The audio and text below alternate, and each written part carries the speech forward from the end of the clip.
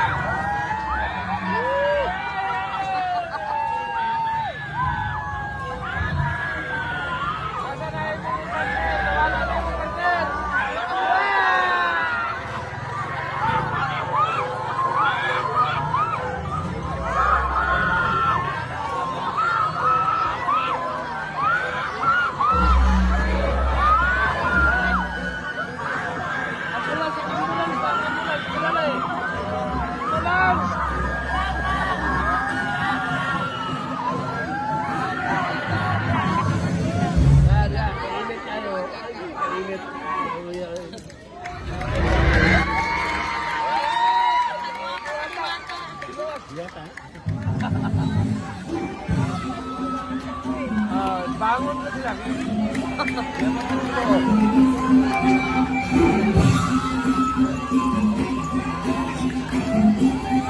Ay, moneritik naman si Batayon.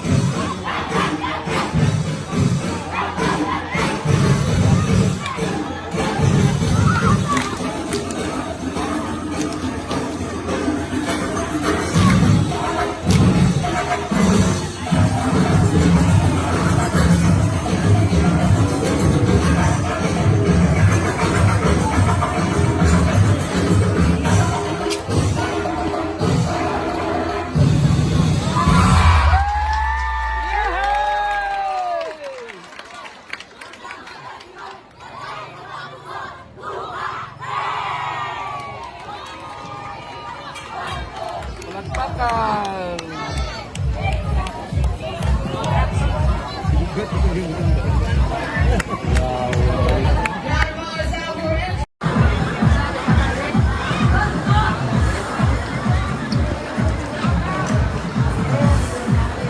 Inaiyahan, usang kalabungasa, dito sa iligtasan ang nagabot sa usang tribo. Pinigdasaha, naghatag na nila kung maayong ako, diin pinisuka sa kalabungan sa komunidad. Ako niabot ang lakong pagsulay sa tribo, at sila nangitamo na may balik kaligtasan. Pero niabot ang lunok na mao'y nakabawalang paglaon kanila. Pero nang ayaw sila tabang ng minang kalikasan o balik ang kasadya sa tanan. Hindi na kamatuod mga pag-ampo o pagsalig sa kalikasan, hindi kayo nalimo ang tabang sa naglalong-lalong komunidad.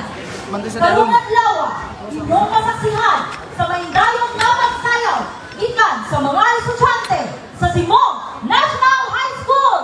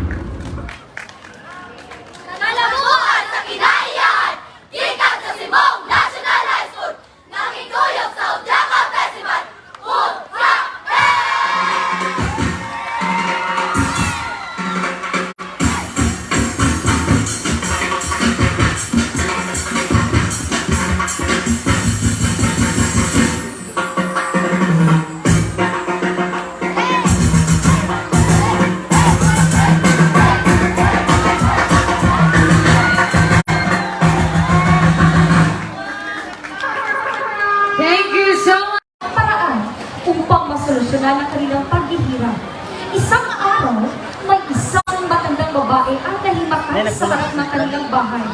Ito ay uhaw na uhaw. Tinulungan at pinainom ni Agalot at sa hindi inaasahan, isang pala itong niwata na nagpanggap.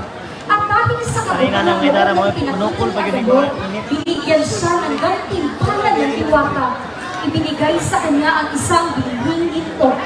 Umuwi si Agalot habang bitbit niya ang binhing ginto at pinakita niya ito sa kanyang tribo. Naging masaya sila at nagdiwag. Dahil dito, pinayagan siyang pakasalan ng anak nilang babae at nagkaroon sila ng anak na babae. Dahil sa itong ini, naging masagana sila sa pananim at umayos ang pamumuhay ng kanilang tribo. Nagdiwang sila sa maraming biyahe. Isang gabi, ninako ng isang mangkong ulam na nagngangalang si Casero ang gintong binhi at sinaksak ang anak na babae. Nagkagulo ang tribo at hinanap nila ang mangkong ulam. Inabot sila ng araw at gabi sa paghahanap, ngunit hindi nila ito makita. Nag-aagaw buhay ang kanilang anak na babae sa ginawang pagsaksak. At dahil dito, tinawag na nila ang diwata at humingi sila ng tulong upang gamutin at mabawi ang gintong binhi. Nagpakita ang diwata at ito'y may dalang banal na sandata at ibinigay ito kay Agalot na siyang papatay kay Sincero at ilang araw silang nagsanay. Matapos ang matinding pagsasanay, ay pinuntahan nila ang lungga ni Sincero. Naglaban si Agalot at si Sincero. Hindi nagtagal ay napatay at nabawi nila ang gintong binhi. Umuwi sila ng may galak at ibinalik nila ito sa altar. Nagdiwang at naghudyaka ang buong tribo. Lahat ng biyayang nakuha nila ay mas lalo nilang pinahalagahan. Kaya yumaman pa sila at masenso. Mga manla, ating tunghayan ang nakakaatibag na mahikal na presentasyon ng Baltasar ni Cor Valenzuela National High School. Mga kaibigan, ang kwento ng gintong binhi.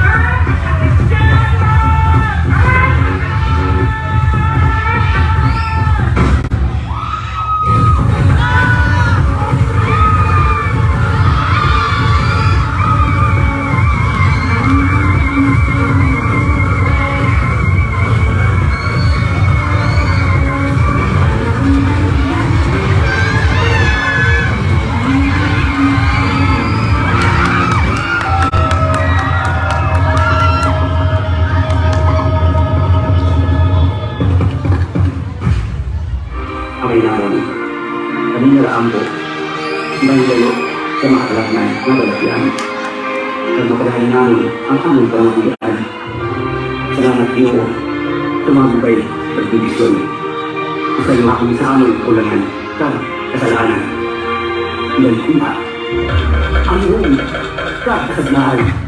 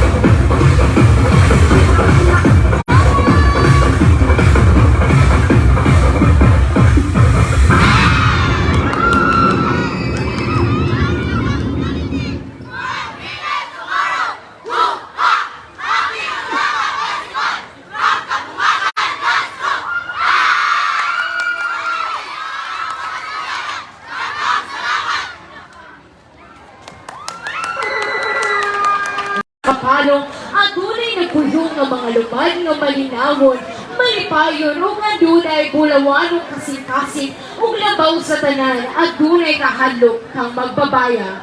Kalipay ug garbo alang kanila ang paghatag og edukasyon sa ilang mga kabataan nga makalampos kini sa tulunghaan. Usa ka adlaw ni Ana, gihimo sa mga luman ang pagwagtawag isip pagpanumait kang mababaya. Pinangluhaan ni Dato Baylan aron makasugod na sila sa pag-ugmad sa mga tabunok na yuta. Pagkahuman nila o pagpanumain, gihimo nilang iniusang pagpananom o mga kahoy o ubang panglagutmon. Sa pinalamang kaadlaw, bulan o tuig, nagtubo ang ilang mga pananom apan sa wala pagkadama. At dunay mga pipila ka mga luman ang nagpasibala sa kinaiyahan. Ipamutol ang mga kahoy hinungdan kini sa pagluoy sa kinaiyahan. Nagkagubot o nagkalisang ang mga luman. Apan sa wala pagduha-duha, nangayo sila o kabang ngadto kang magbabaya. Pinaagi kang Dato Baylan o naulian ang kinaiyahan.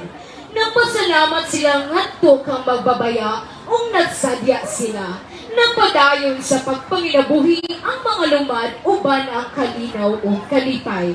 Sulod sa ilang matag-usa ka kasing-kasing tungod sa ilang pagpalikamot, nakapalgan nila ang mga panalangin ni magbabaya, pinaagi sa buhong nabahandi o nakalampos ang ilang mga kabataan.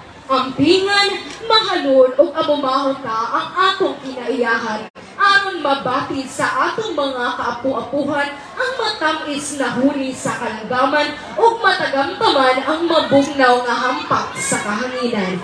Atong ipresibar ang atong tradisyon, pagtuo, labi na gayon ang atong kinaiyahan. Dumako to kabibuhon tumunas munisipalidad sa Kapalong, mga kadumahan ko din sa Barangay Maniki, atong pagkasaksihan ng mga lumad, likat, liyak, mabulawanong lungsod munisipalidad sa Kapalong, Barangay Maniki. Let's go kayo!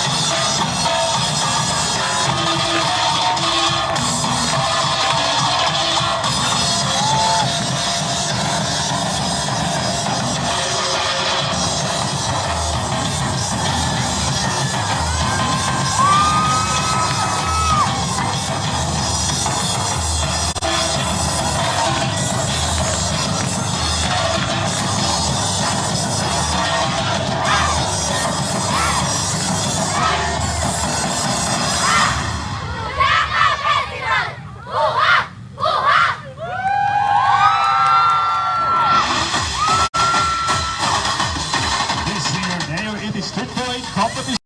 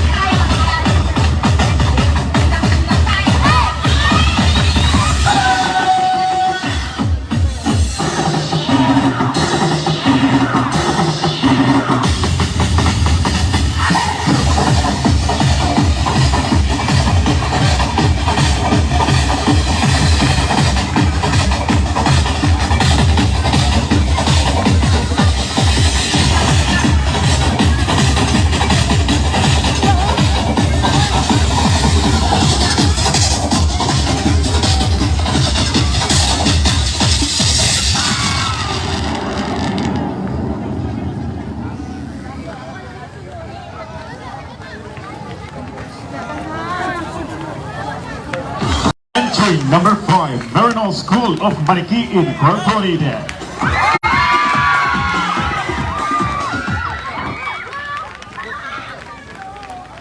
Atras gamay. Maluoy mo. Yanko!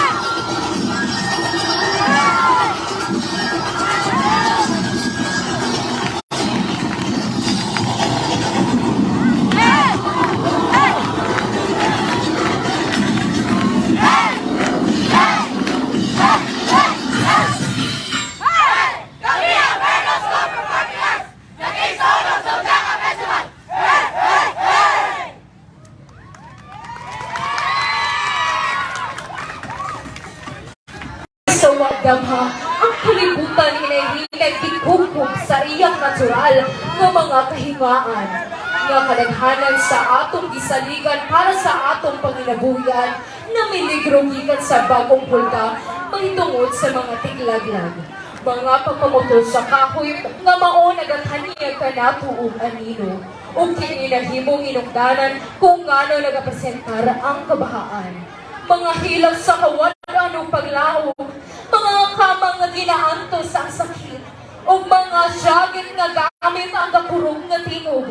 Taliwala sa ilang mga pag-antos, at tunay sa kadiwata nga amtang mutabang, puno siya o gahumang nga mapahilong sa kaluoy nga kahintang sa atong kinaiyahan. Siya mupukaw sa mga tulog nga kalag sa mga katawhan. O kinilamang nagapamatuod nga dili gayon natong masabtan ang tinuod nga bilis sa kinaiyahan. Apan atong mabanabanang ang pipila sa kahinungdanon nga pisog sa palibot. Nga mapresentar ato ang saksihan o salubungon o masigar mong palapakan ang pagpasundayag sa mga tigpasundayag na nagakikan sa Kapalong National High School.